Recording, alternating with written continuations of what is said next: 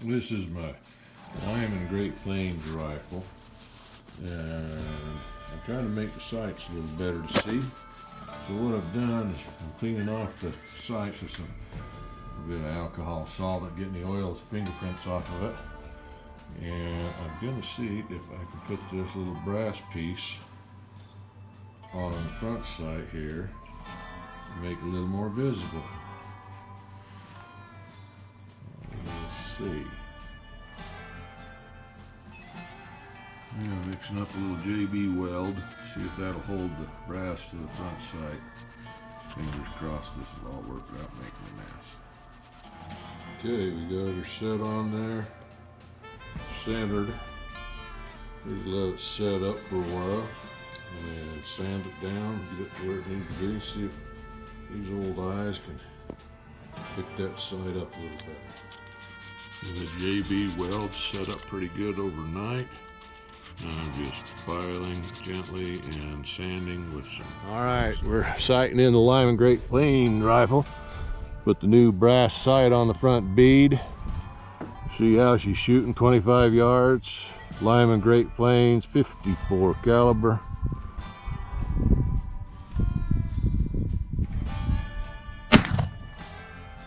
Bullseye.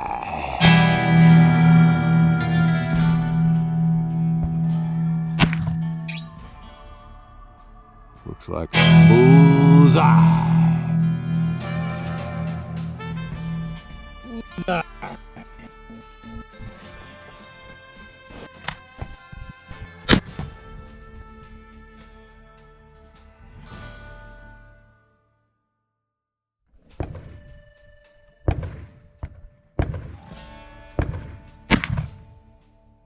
Bullseye.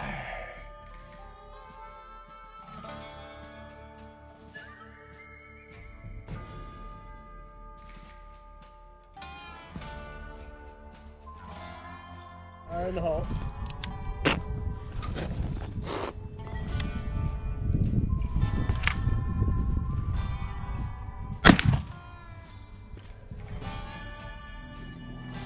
Well, the new sight that I put on the Lyman Great Plains worked like a champ.